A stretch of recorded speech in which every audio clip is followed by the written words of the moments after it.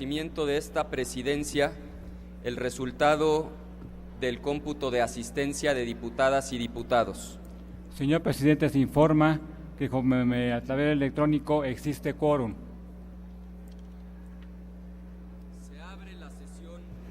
Se abre la sesión solemne para dar cumplimiento al decreto aprobado el 1 de octubre de 2013, por el que la Cámara de Diputados de la 62ª Legislatura del Congreso de la Unión otorga la Medalla al Mérito Cívico Eduardo Neri y legisladores de 1913, correspondiente al segundo año de ejercicio legislativo, al ciudadano Pedro Fernando Landeros Verdugo. Se designa en comisión de cortesía para recibir y acompañar a este recinto al ciudadano Pedro Fernando Landeros Verdugo a las siguientes diputadas y diputados: diputada Adriana Fuentes Telles, diputada María Fernanda Schroeder Verdugo, diputada Lourdes Eulalia Quiñones Canales, diputado Rubén Camarillo Ortega, diputada María Teresa Jiménez Esquivel, diputado Raudel López López, diputado Antonio Sansores Sastre, diputado José Ángel González Serna, diputado Felipe Arturo Camarena García y diputado Luis Antonio González Roldán. Se pide a la comisión cumplir con su encargo.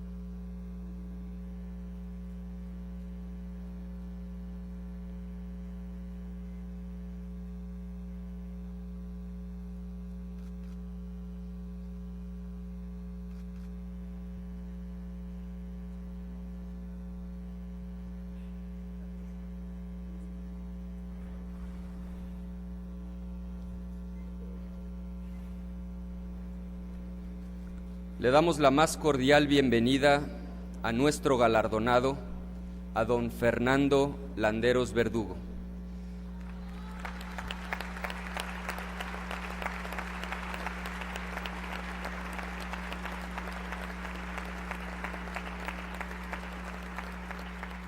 Nos acompañan en esta sesión solemne y damos también la más cordial bienvenida a la señora senadora, doña Ana Lilia Herrera Ansaldo, en representación de la Honorable Cámara de Senadores.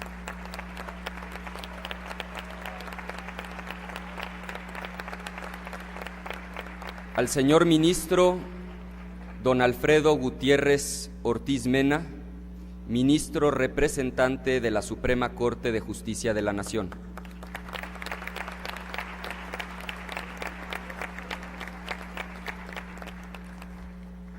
De igual manera, damos la más cordial bienvenida por su solidaridad con él a Paola Albarrán, esposa de nuestro galardonado. Bienvenida.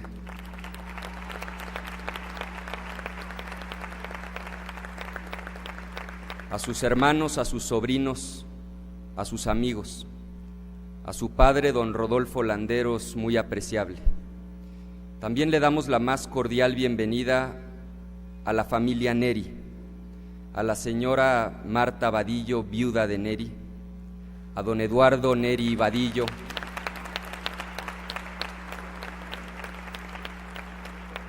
a Berta Álvarez Suárez y a Eduardo Neri Álvarez, todos ellos familiares directos de Eduardo Neri.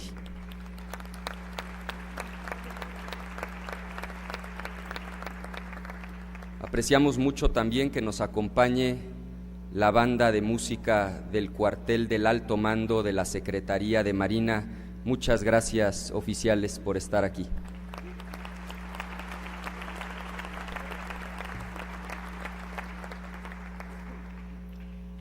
Tiene la palabra el diputado Marcos Aguilar Vega, presidente de la Comisión de Régimen, Reglamentos y Prácticas Parlamentarias, hasta por 10 minutos.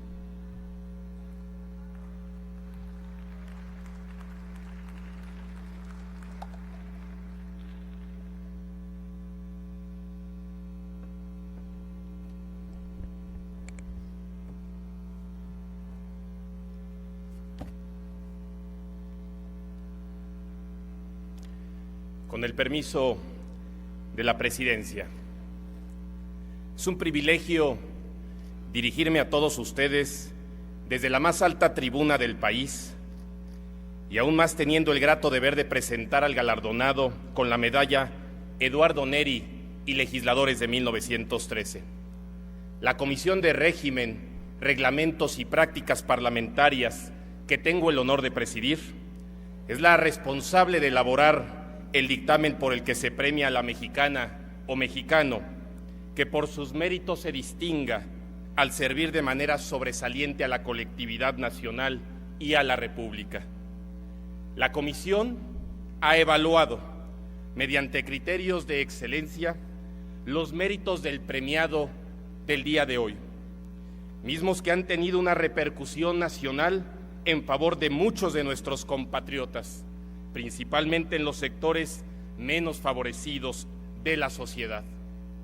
Y precisamente la medalla que hoy entregamos demuestra cómo la voluntad y el empeño de mexicanos extraordinarios puede marcar una diferencia en la forma de vida de todos nosotros.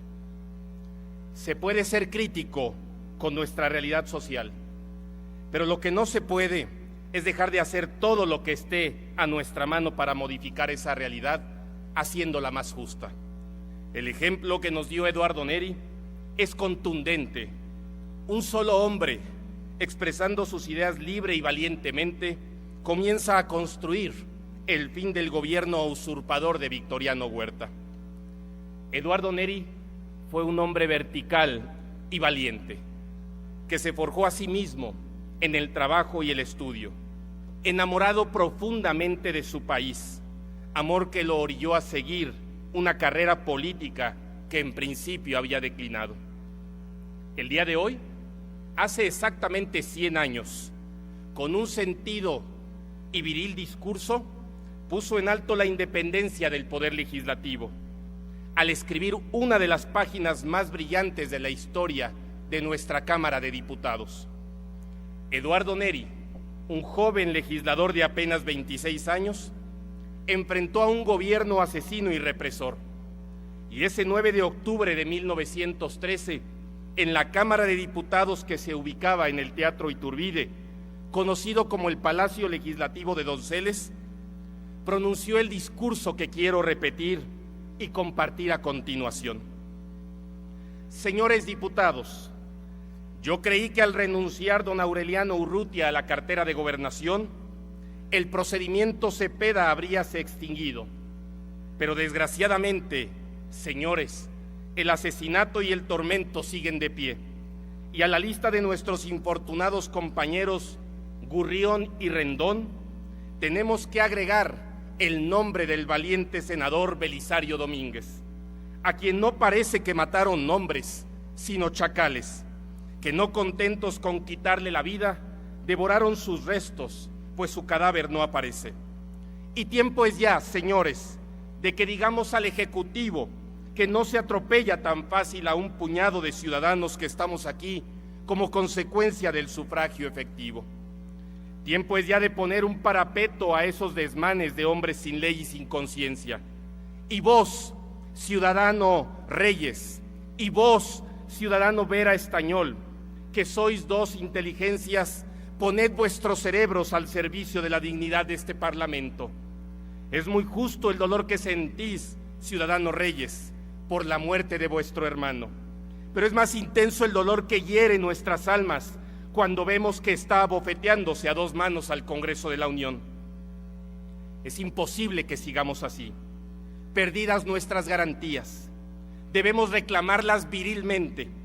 Es cierto que el señor ministro de Gobernación nos ha recibido con suma cortesía, pero, señores, seré franco, no parece sino que somos mendigos que tocamos a las puertas de los ministros pidiendo que por caridad se respeten nuestros fueros y se respeten nuestras vidas, como si ese libro inmortal que besara en sus primeras páginas el ardiente sol de Ayutla estuviese ya hecho pedazos. Todos hablamos de patria, todos hablamos de ideales, todos hablamos de dignidad, y si realmente, señores, amamos esta patria, hoy más entristecida que nunca, si realmente somos dignos, formemos un Congreso de valientes y salgamos tras nuestros ideales de libertad. No importa que encontremos nuestras Termópilas en ese camino de peligros en que nos amenaza constantemente la espada de Victoriano Huerta. El Ejecutivo no quiere oír la voz de la razón, no quiere oír desde lo alto de sus horcas en el camino de Cuernavaca a esos infelices que con el cuerpo ennegrecido por la intemperie y la lengua hecha pedazos le dicen que no es la senda para llegar a la victoria y, ciego de ira y de rencores, atropella nuestros fueros y arranca nuestras vidas. Defendámonos. El Ejecutivo ha enarbolado frente a nosotros su bandera negra de restauración, de terror y de infamia. Enarbolemos nosotros frente a él nuestra bandera roja de abnegación, de valor y de fe. Cierro la cita.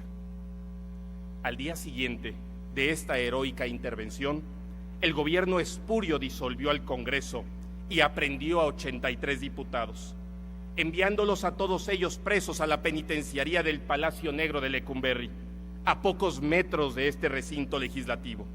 Pero el valor de Neri rindió frutos, pues sus palabras sembraron la semilla que llevaría a derrocar a Huerta, poniéndonos a todos el ejemplo de cómo un legislador debe cumplir su deber con la ciudadanía que lo eligió y no con intereses ajenos a esta.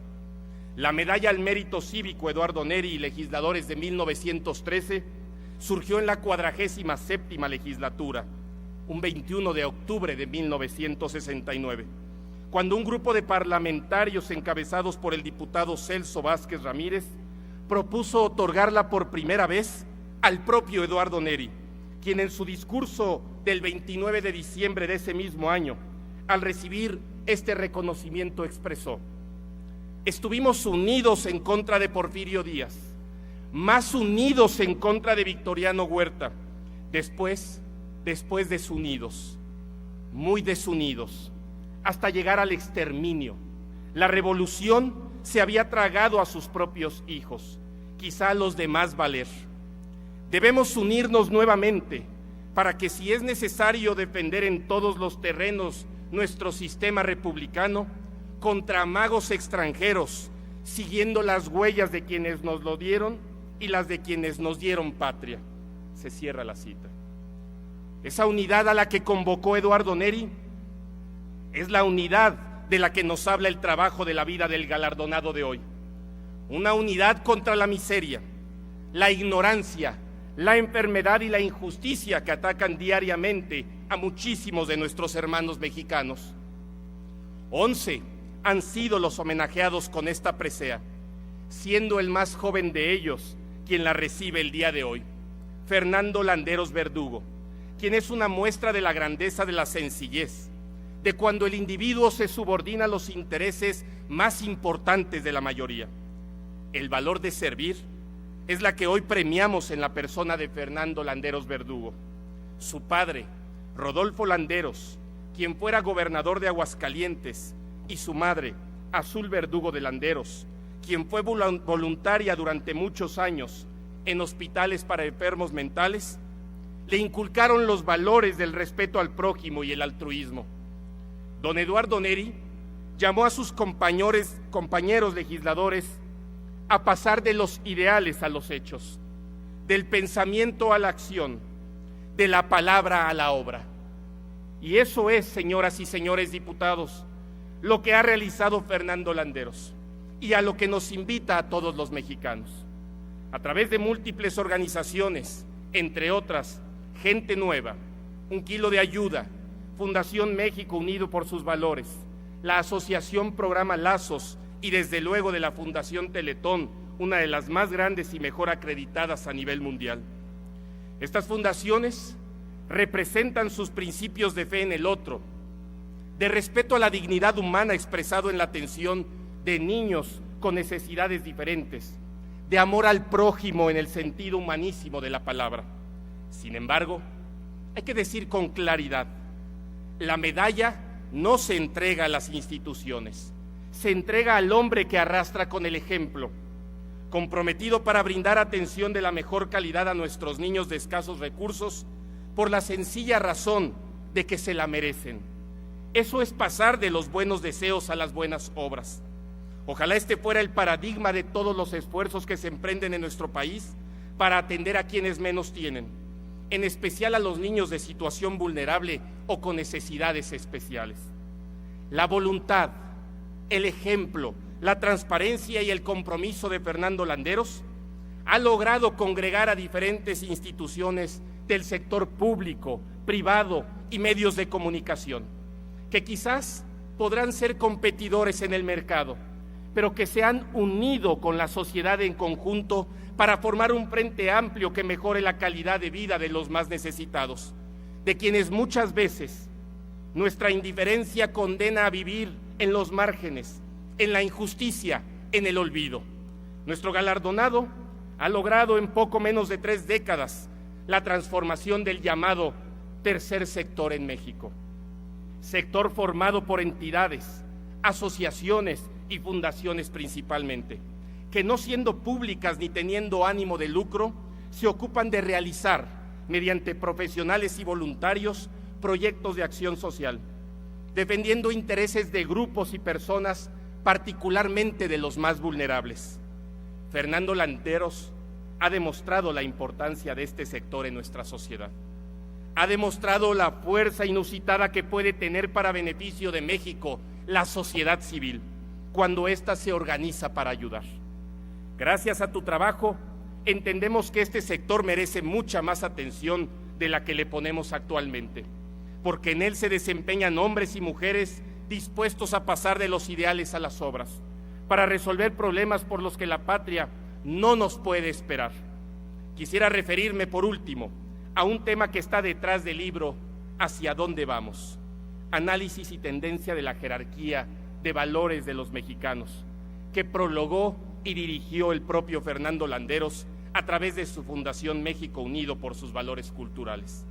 En esta obra quedó claro que la transición de nuestro país no era una vuelta a los valores que nos dieron patria e identidad, sino hacia nuevos valores del mercado y la supremacía del más fuerte. En efecto, el texto remarcó que, por ejemplo, el valor de la solidaridad y el amor al prójimo iba como tendencia general a la baja, mientras que a la alza como número uno de los valores de los mexicanos se encontraba el éxito económico. Cuando contemplamos la labor de nuestro homenajeado para restituir el tejido social en su parte más débil, en los niños que sufren enfermedades, y cuando vemos que esto se hace profesionalmente, siendo ejemplo en el mundo entero, no podemos sino señalar que se trata de un incuestionable mérito cívico, de un mexicano ejemplar que nos ha enseñado a elevar a la filantropía a un nivel de deber fundamental para todos. Un mérito que echa raíces en los valores que volvieron a México un referente histórico y que apuntan a una mañana diferente, un futuro que construimos hoy y que ha de estar lleno de esperanza. Un país donde los niños y los jóvenes disfrutan de la paz con la justicia e igualdad que se merecen, y donde seres humanos como Fernando Landeros nos hacen posible concebir, más allá de diferencias, miedos y rencores, una tierra que abre posibilidades para que todos seamos felices. Fernando, a tus 50 años, tu labor ha sido reconocida con la máxima presea que otorgan los mexicanos a través de la Cámara de Diputados. Espero que esto resulte alentador para que continúes con tu trabajo y compromiso con las causas que engrandecen a toda nuestra patria. Muchas gracias y felicidades.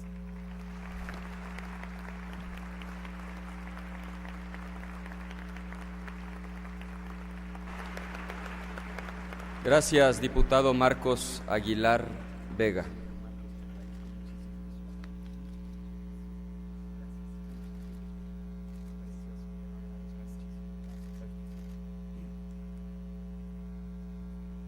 Procederemos ahora a entregar la medalla al mérito cívico Eduardo Neri y legisladores de 1913 que otorga esta Cámara de los Diputados.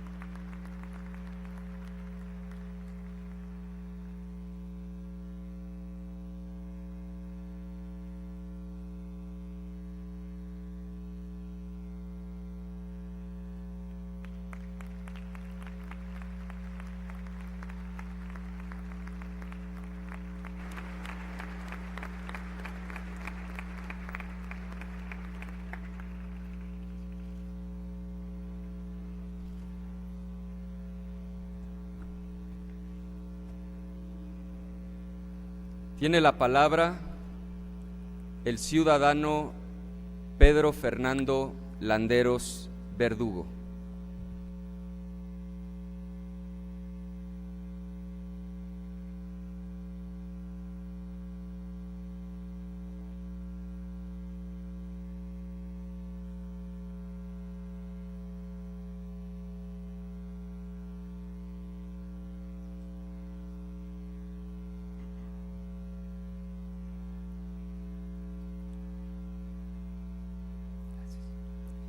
Diputado Ricardo Anaya Cortés, presidente de la mesa directiva de la Cámara de Diputados.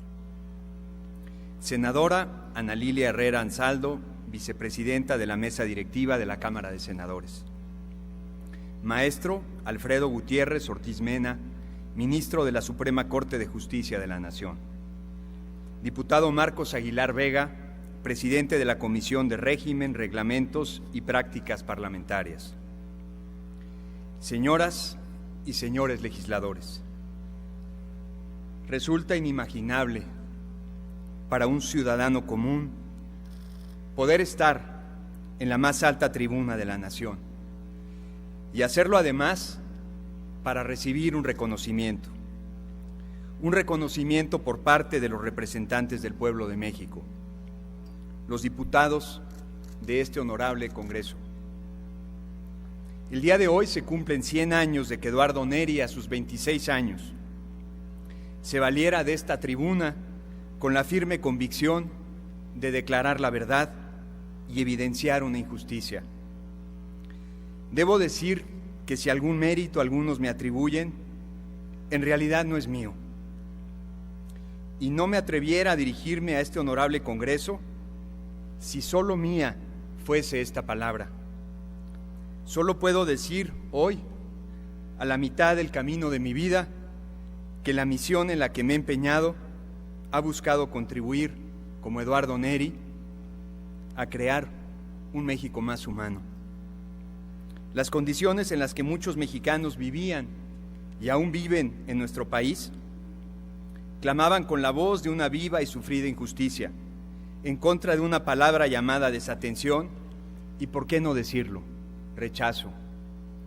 Por ello, si vale esta verdad, vale porque no es mía, es la de muchos. Hace algunos ayeres, en este recinto estuvo mi padre.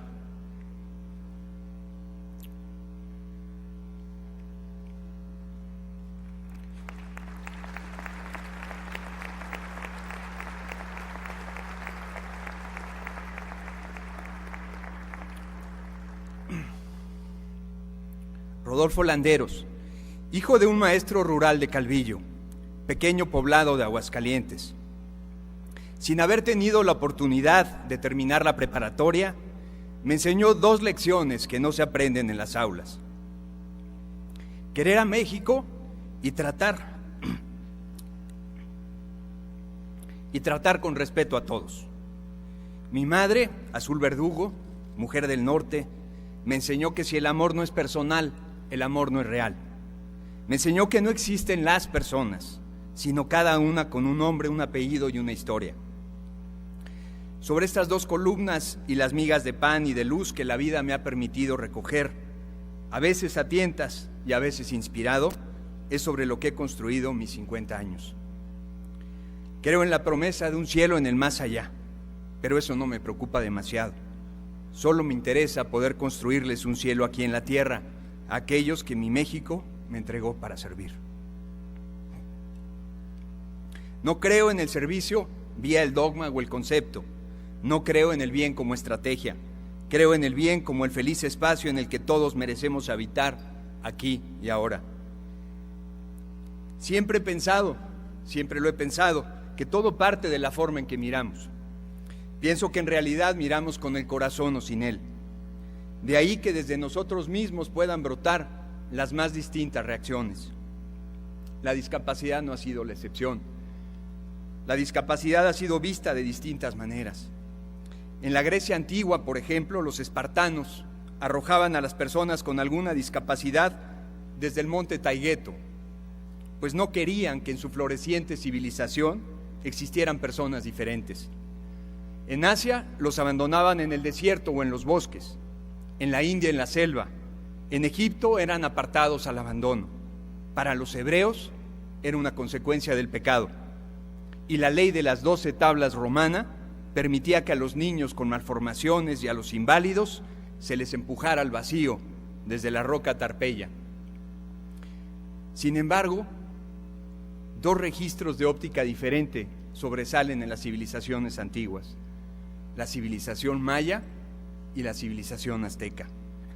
En la civilización maya, las personas de corta estatura, los seres con alguna deformidad y los ancianos eran especialmente respetados. A su vez, los padres aztecas moldeaban el corazón de sus hijos con una hermosa invitación: nadie es ombligo en la tierra, esto es, nadie es superior a nadie, porque todo ha defendido en la forma en que miramos. Cuando realmente miramos al otro, aparece un espejo en donde nos reflejamos nosotros mismos y nos descubrimos como iguales. Solo cuando somos capaces de mirarnos, la justicia puede sentarse entre nosotros. Nadie puede decir que en verdad ha mirado si no sintió respeto por el otro. Por ello, la etimología de la palabra respetar, respicere, es tan profunda. Significa mirar dos veces. Mirar dos veces. Respetar es en esencia saber mirar. Cuando nos atrevamos a mirarnos, encontraremos que todos tenemos un lugar en el otro y en este espacio llamado México.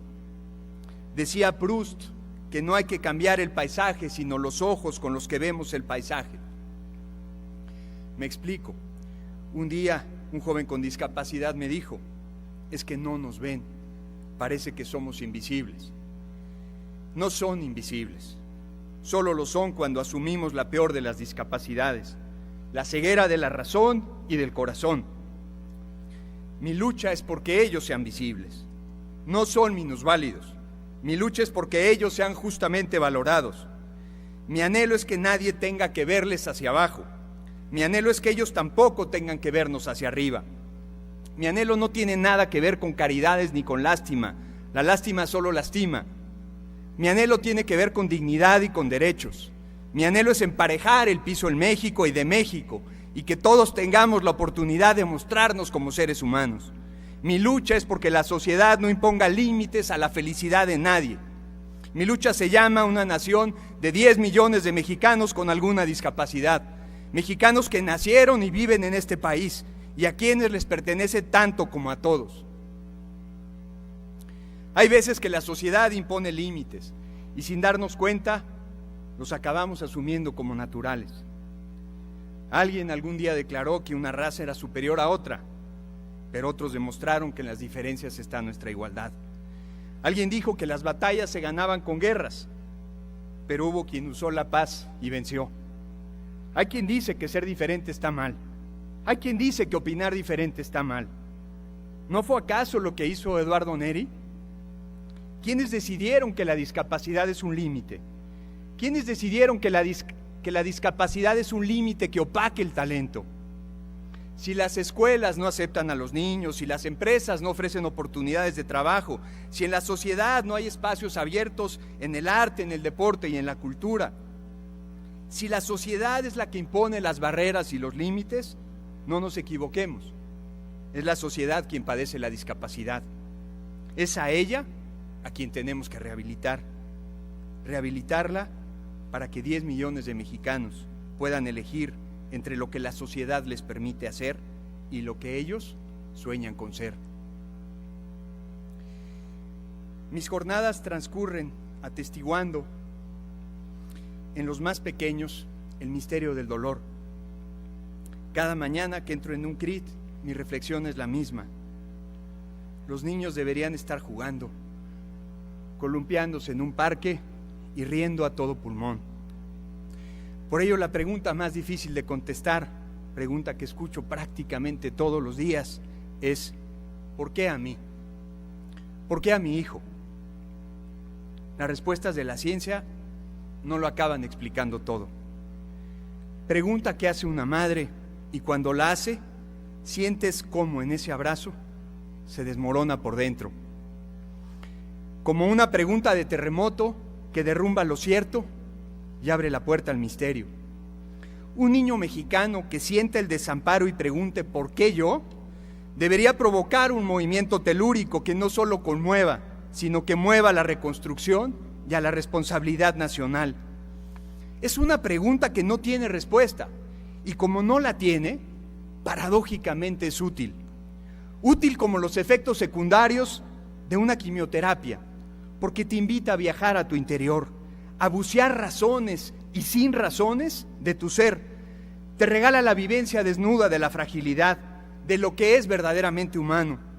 No Homo sapiens que desde la soberbia de la razón lo puede explicar todo, sino desde la sabiduría y el misterio de la discapacidad, la imperfección y la humildad te invita a escuchar y a construir comunidad. La pregunta de ¿por qué yo? Se trasciende como la propia discapacidad y pierde toda su fuerza aplastante cuando se responde en plural, en el nosotros de una comunidad, en una comunidad donde todos somos imprescindibles, donde nadie es un engrane reemplazable que se tira cuando ya no tiene dientes. Millones de mexicanos afortunadamente han hecho suya esa pregunta, esa fragilidad, ese sentirse hechos de la misma pasta, del mismo maíz, y han respondido participando. Y así, desde la fragilidad, nos hemos hecho fuertes, porque descubrimos en ellos un tesoro de inspiración, una fuente de admiración, un espejo que nos rehabilita, una pregunta que nos reconstruye, una respuesta que nos guía. Así como la anterior pregunta sobresale por su presencia a diario, hay otra que sin pretenderlo, desde el dulce cuestionamiento de un niño, le ha dado sentido a las personas que aparentemente no tenemos una discapacidad. ¿Y por qué yo no? ¿Y por qué yo no? Yo tampoco he encontrado una respuesta que me deje convencido. No hay mérito alguno. Hay veces que la salud avergüenza. Cuando no hay una buena respuesta a una pregunta, hay que cambiar la pregunta. Y como el por qué no se encuentra, hay que mudarnos al para qué. Lo que tenemos tiene sentido solo si es para compartirlo con alguien, si es para sumar nuestra voz a la de ellos y que su corazón sea escuchado por todos, si es para ver por el otro, caminar por el otro, caminar junto al otro y vivir con el otro. Qué cierto es que nosotros les colocamos órtesis materiales en algún miembro de su cuerpo y ellos a nosotros en el corazón. Todos nos complementamos, nadie es superior o inferior a nadie. Ese es el escenario de una sociedad madura, la reunión en donde la justicia y la equidad comparten el banquete que se sirve todos los días. Todos los días me asomo a la muerte, por ejemplo, de un pequeño con distrofia muscular o con cáncer. Y la pregunta es, ¿cuántos más? ¿Hasta cuándo? ¿Hasta dónde? Siempre que les veo morir, sé que ellos ya lo han dado todo. Pero en su testimonio de vida, nuevamente un espejo nos regresa la pregunta y nos cuestiona toda la sociedad. ¿Y nosotros ya hicimos todo por ellos? Desde su silla de ruedas, un niño me preguntó, ¿en el cielo sí podré caminar? Rápidamente contesté que por supuesto sí. Y mientras él se alejaba, feliz por la respuesta, mi sentimiento era dolor y de rabia. Para el cielo falta mucho. Y ese no es nuestro trabajo. Nuestro trabajo es crearles un cielo aquí en la tierra. Queridos miembros del Congreso, aquí está lo que amamos. Bien se afirma cuando se dice que la patria está donde está lo que amamos. Aquí está la patria. La gran mayoría de los aquí presentes tenemos algún familiar con algún reto similar. No son seres anónimos ni son estadísticas. Se trata de los que amamos. Sé que podemos hacer mucho más de lo que estamos haciendo por ellos, porque hoy en el mundo existe la ciencia y el conocimiento para lograr mucho más de lo que estamos obteniendo como nación.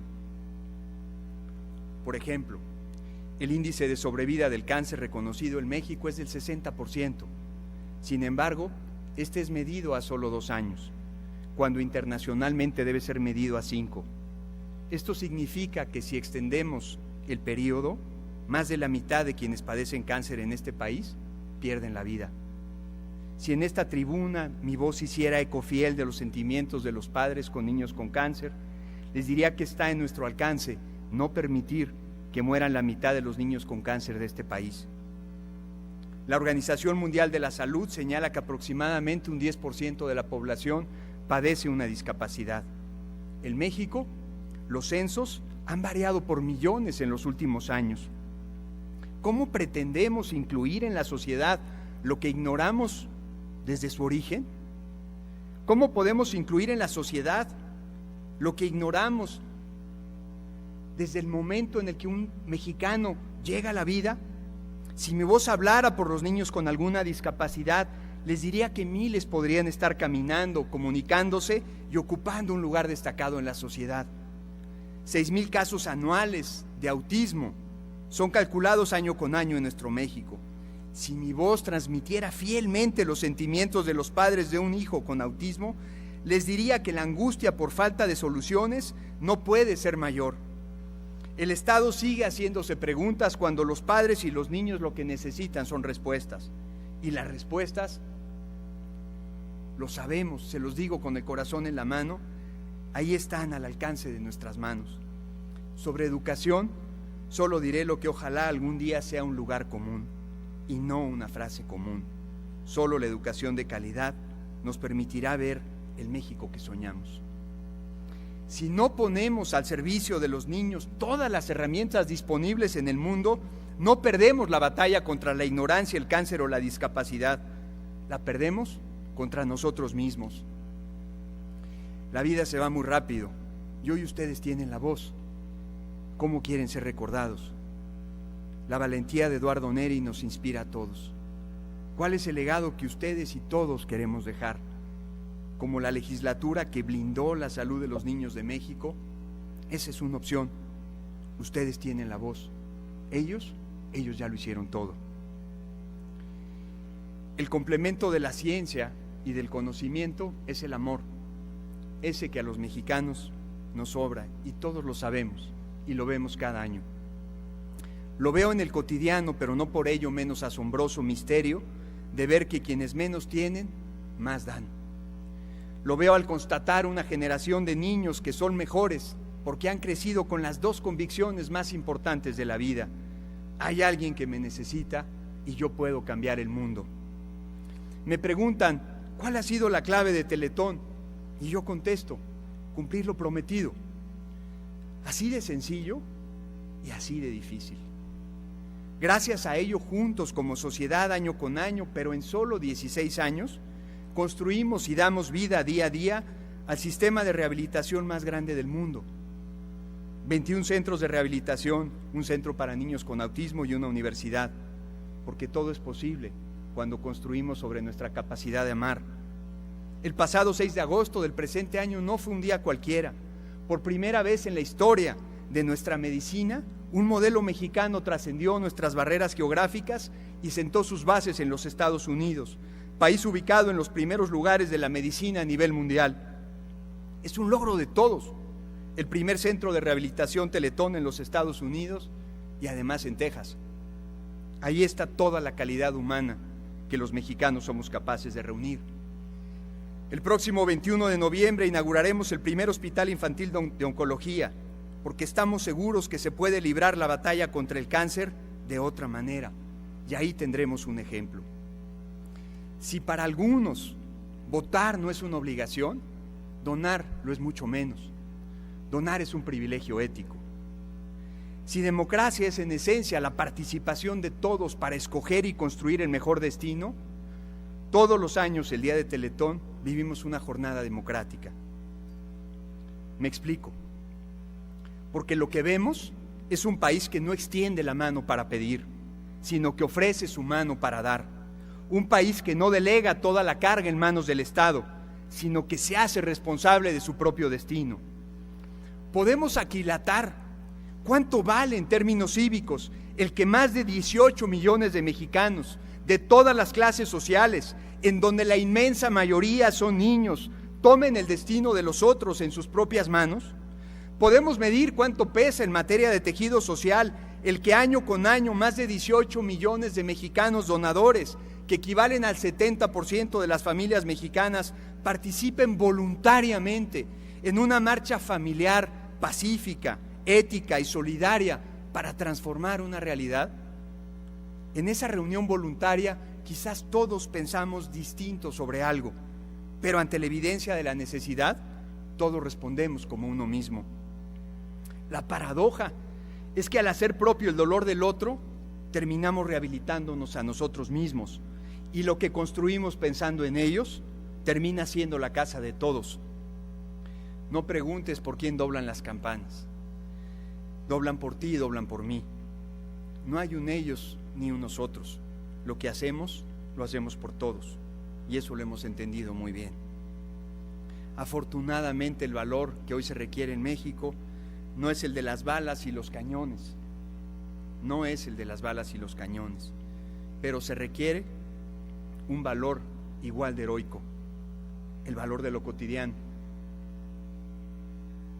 para seguir construyendo un país más incluyente y menos asimétrico. Hay niños que presentan un síndrome de envejecimiento prematuro. Por cada año cronológico de vida, su desgaste es de 10. Niños que mueren de 90 años cuando solo tienen 9. Con ellos aprendimos que hay seres humanos que no miden el tiempo con nuestro reloj. Con ellos el valor del tiempo tiene otro significado. El tiempo debería ser medido por quien más lo necesita. Por ellos, apreciados legisladores, cada minuto vale una vida. Tenemos que escuchar el no tan sonoro, pero mucho más poderoso rugir del amor que se escucha cuando hacemos a un lado las discapacidades de la visión y del corazón. Que no caiga sobre ninguno de nosotros la profecía de Voltaire cuando afirmaba que lo malo de los buenos es que generalmente son cobardes. Este país lo que necesita es gente que lo ame, porque del amor surgirá el valor de defender lo que somos, el valor para arrancarle al futuro lo que soñamos ser. Con amor y valor, nuestro México saldrá adelante, que este México sea ganado por quien más lo ame. Que este reconocimiento sirva para que la grandeza de México pueda ser medida por su capacidad de incorporar al más frágil y al más débil. Si no estamos todos, no estamos completos. Como afirmaba León Felipe, voy con las riendas tensas y refrenando el vuelo, porque no es lo que importa llegar solo ni pronto, sino llegar con todos y a tiempo. Dicen que rara virtud es la gratitud. No puedo concluir este mensaje sin agradecer al Poder Legislativo de México su siempre solidario apoyo a las causas que han sido la causa de mi vida. Toda mi gratitud siempre. Este día recibo el reconocimiento más importante de mi vida, porque viene de ustedes, quienes representan a la gente de mi país. Y es precisamente con ellos, con la gente de mi país, con quienes comparto esta medalla. Con cada ser humano con quien la existencia me permitió coincidir, con cada ser humano que generosamente me ha acompañado en la maravillosa aventura de mi vida. En el corazón llevo a quienes creyeron en mí y en mis anhelos cuando no había un solo ladrillo colocado, a quienes fundaron conmigo un sueño desde mi juventud, a mis colaboradores, amigos y aliados en la misión, a mis padres y a mis hermanos, Adriana y Rodolfo, a mis sobrinos, Rodolfo, Sergio, Andrés, a mi hermano de causa, Emilio Azcárraga, y a quien comparte mi vida y mi misión, mi esposa Paola. Les agradezco con el corazón en la mano a aquellos que pensaron que yo podía merecer este premio, nada más inmerecido. Solo he dedicado mi vida a hacer aquello que me hace inmensamente feliz. Nada ha valido la pena, todo ha valido la alegría. Señores legisladores, jamás olvidaré que estuve aquí. Gracias con todo mi corazón.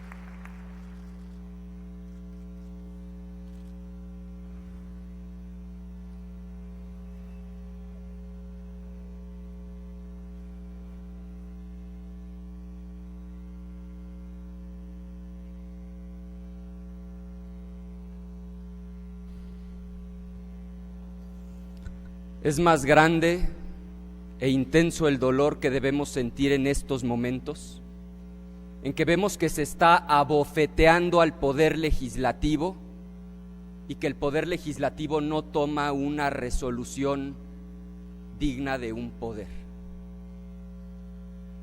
Es un fragmento del discurso de Eduardo Neri pronunciado hoy hace exactamente 100 años. Dice Octavio Paz en El peregrino en su patria que es imposible formular un juicio válido sobre cualquier hecho histórico si no se tiene en cuenta el momento en que se produce. Y el momento en que Neri pronuncia ese histórico discurso, hoy hace exactamente un siglo, es de la máxima relevancia. 7 meses antes, el presidente de la República, Francisco I. Madero, y su vicepresidente habían sido asesinados por Victoriano Huerta, el usurpador. Solo 1 mes y medio antes, su compañero diputado Serapio Rendón había sido asesinado también por órdenes de Victoriano Huerta. Y apenas 2 días antes, el senador Belisario Domínguez había sido torturado y asesinado también por órdenes del usurpador Victoriano Huerta. Neri dijo lo que debía, sabiendo lo que arriesgaba. Al día siguiente del discurso pronunciado por Neri, 84 legisladores son aprehendidos y Victoriano Huerta disuelve el Congreso. No volvería a haber poder legislativo legalmente constituido en México sino hasta 1916. Hace 10 años, al recibir esta misma medalla, el poeta Andrés Enestrosa dijo aquí en esta Cámara de los Diputados que la verdad, una vez dicha, no se borra jamás. Las palabras pronunciadas por Eduardo Neri hace un siglo no se borrarán jamás. Eduardo Neri y legisladores de 1913 es el nombre de la medalla, y legisladores de 1913. Y es que la referencia a los compañeros de Neri es también obligada. Es obligada ya que por sus integrantes es quizá la legislatura más brillante en la historia del México moderno. Entre los compañeros de Neri estaban 2 futuros presidentes de México, Pascual Ortiz Rubio y Roque González, el famoso cuadrilátero cumbre de la oratoria parlamentaria que Ido Moreno, José María Lozano, Francisco Olaguibel y Nemesio García Naranjo. El cerebro del carrancismo, don Luis Cabrera, Isidro Fabela, que llegaría a ser juez de la Corte Internacional, Cravioto, Heriberto Jara, Manuel Rojas, todos ellos constituyentes del 17, Juan N. Frías, que no solo fue constituyente del 17, sino que llegaría a ser, estimado ministro, presidente de la Suprema Corte de Justicia de la Nación. Ahora también hay que decir que no todo eran luces, también había sombras en esa legislatura. Había entre los legisladores de 1913 quienes apoyaban a Victoriano Huerta, quienes apoyaban al usurpador. También hay que decir que no había una sola mujer diputada. Faltaban todavía 40 años para que en México se reconociera, que no otorgara, que no concediera.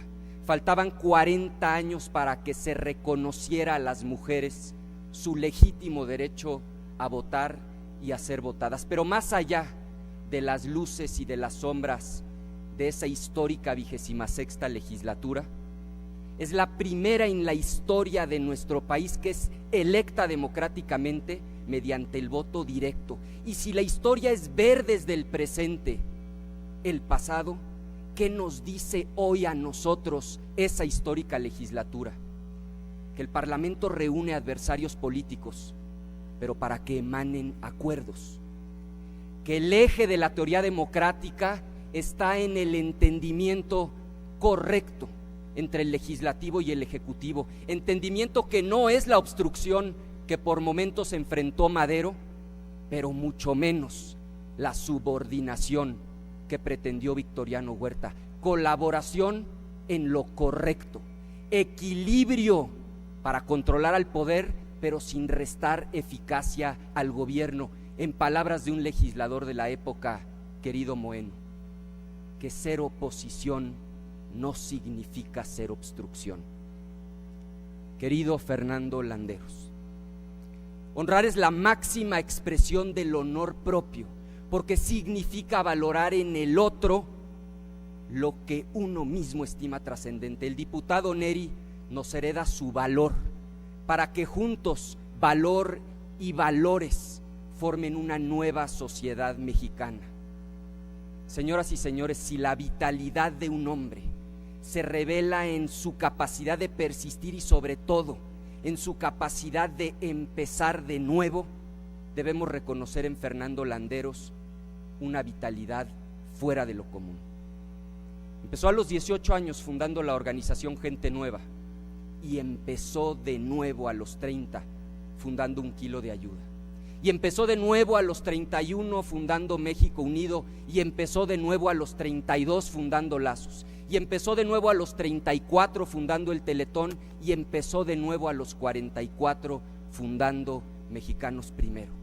Y en cada oportunidad empezó poniendo cimientos sólidos para que las fundaciones pudieran sostenerse cuando él ya no estuviera al frente. Hoy Gente Nueva sigue fomentando valores entre los jóvenes. Hoy Un Kilo de Ayuda sigue luchando contra la desnutrición infantil. Hoy México Unido sigue promoviendo los valores y el orgullo de México. Hoy Lazos nos sigue dando la oportunidad de apadrinar la educación de una niña o de un niño. Hoy Mexicanos Primero sigue impulsando la calidad educativa. Hoy el sistema de rehabilitación infantil Teletón es el más grande del mundo. Y muchos niños de la primera etapa hoy son universitarios que conocen en carne propia el valor de la solidaridad. Estas organizaciones, al lado de muchas otras en nuestro país, han venido a revelar el enorme potencial de los ciudadanos. Han venido a confirmar que debe haber tanta sociedad civil como sea posible y tanto gobierno como sea necesario. Pero sobre todo, el trabajo de Fernando ha permitido a millones recordar que, como dijo José Martí, ayudar a quienes lo necesitan no es solo parte del deber, sino de la felicidad. Pocas cosas generan más felicidad personal que ser con el otro, que ayudar a los demás. En resumen, 2 eventos nos convocan: el heroísmo de Eduardo Neri con los legisladores de 1913 y el reconocimiento del trabajo solidario de un gran mexicano.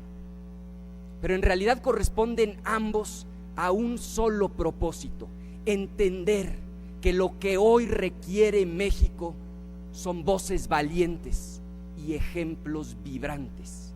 Distinguir hoy a Fernando es la ocasión para volver a reconocer el gran sentido de solidaridad de todo el pueblo mexicano. Ante la adversidad, ante el sufrimiento de una niña o de un niño, frente a las tragedias provocadas por fenómenos naturales como recientemente ha ocurrido, o frente a la oportunidad misma de ayudar al otro, el pueblo mexicano vuelve a demostrar una y otra vez que es un pueblo profundamente solidario. Concluyo citando la traducción hecha por un hombre que recibió esta misma medalla en este mismo recinto hace solo 5 años, el maestro Miguel León Portilla. Y lo refiero porque el poema de Nezahualcóyotl, inscrito aquí en letras de oro, que tradujo Miguel León Portilla, sintetiza lo que hoy nos convoca a todas y a todos. Dice el poema náhuatl: amo el canto del cenzontle, pájaro de 400 voces, amo el color del jade y el enervante perfume de las flores, pero más amo a mi hermano, el hombre. Muchas gracias.